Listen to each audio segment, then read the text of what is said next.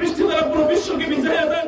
রাঙাবালিতে বৃষ্টির জন্য দুহাত তুলে অঝরে কাঁদছেন মুসল্লিরা। এই কান্না কোনো শোকের কান্না নয়, প্রচন্ড গরম থেকে রক্ষা পেতে সৃষ্টিকর্তার কাছে এক পশলা বৃষ্টি প্রার্থনা করে কাঁদছেন এই মানুষগুলো।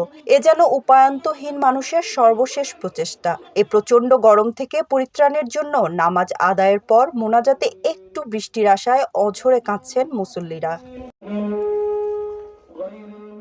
তীব্র তাপদাহে অতিষ্ঠ জনজীবন। পারদ চড়তে চড়তে ৪২ ডিগ্রি সেলসিয়াস ছাড়িয়েছে। গত কয়েকদিনে সূর্যের বেপরোয়া তাপে পুড়ছে ফসলের মাঠ। স্বস্তিতে নেই শীততাপ নিয়ন্ত্রিত ঘরের মানুষেরাও। প্রচন্ড রোদে হাঁসফাঁস অবস্থা প্রাণীকুলের। কোথাও মিলছে না কোনো স্বস্তি।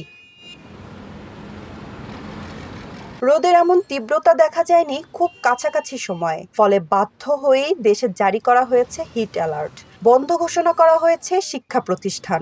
অনেক বিশ্ববিদ্যালয় বাধ্য হয়ে সিদ্ধান্ত নিয়েছে অনলাইন ক্লাস নেয়ার। আর স্কুল কলেজ তো বন্ধই রেখেছে কর্তৃপক্ষ। সর্বনিম্ন তাপমাত্রা সেটা কিন্তু স্বাভাবিক ৪ থেকে ৫ ডিগ্রি সেলসিয়াস বেশি ছিল। আবহাওয়া অফিস বলছে বেশ কয়েকদিন চলবে সূর্যের এমন আক্রমণ। তীব্র বৃষ্টি না হওয়া পর্যন্ত এই অবস্থা থেকে নিস্তার নেই। অথচ তীব্র বৃষ্টি তো দূরে থাক, মিলছে না এক ফোঁটা বৃষ্টির দেখাও। তাই তো এই মানুষগুলো একটু বৃষ্টির জন্য চোখের পানি ছেড়ে আল্লাহর কাছে দুহাত তুলে অঝরে কাঁদছেন। তাপদাহ থেকে মুক্তি পেতে ও রহমতের বৃষ্টি বর্ষণের জন্য সোমবার বেলা ১১টায় রাঙ্গাবালী উপজেলার চরমন্তাজ ইউনিয়নের লঞ্চঘাট সংলগ্ন এলাকার মসজিদ ই নূর জামে মসজিদ মাঠে ইস্তিসকার নামাজ আদায় করা হয়। নামাজ শেষে আল্লাহর রহমত কামনা করে তাপদাহ থেকে মুক্তি ও বৃষ্টি বর্ষণের জন্য মোনাজাত করা হয়। আমরা চরমন্তাজের এলাকার যত মুসলমান আছে সবাই গরমে খুব তিক্ত অবস্থা, যার কারণে আল্লাহ নবী সাল্লাল্লাহু আলাইহি সাল্লাম ইস্তিখারার নামাজের কথা বলেছে। এই নামাজ আল্লাহ নবী নিজে পড়েছেন সাহাবাদেরকে নিয়ে, তারপর আল্লাহ তাআলা রহমতের বৃষ্টি দিয়েছেন। যার কারণে আল্লাহ নবীর সুন্নাত হিসেবে আমরাও করছি যাতে করে এই গরম থেকে বাঁচা যায়। এর আগে দীর্ঘ সময় ধরে মসজিদে দোয়া দরুদ পাঠ করেন নামাজে অংশ নিতে আসা মুসল্লিরা। বিশেষ এই নামাজের মোনাজাত পরিচালনা করেন মসজিদে নূরের পেশ ইমাম মাওলানা কারি মোহাম্মদ আল-আমিন ইউনুস।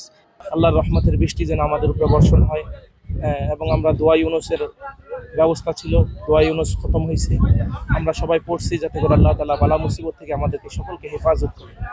নামাজ শেষে মাওলানা কারি মোহাম্মদ আল-আমিন ইউনুস বলেন, দাবদাহ থেকে নিষ্কৃতি পেতে আল্লাহ তাআলার কাছে তওবা করে ২ রাকাত নফল নামাজ পড়ে আকুতি ভরে বৃষ্টির জন্য দোয়া করতে হয়। এই নামাজকে ইস্তিসকার নামাজ বলে।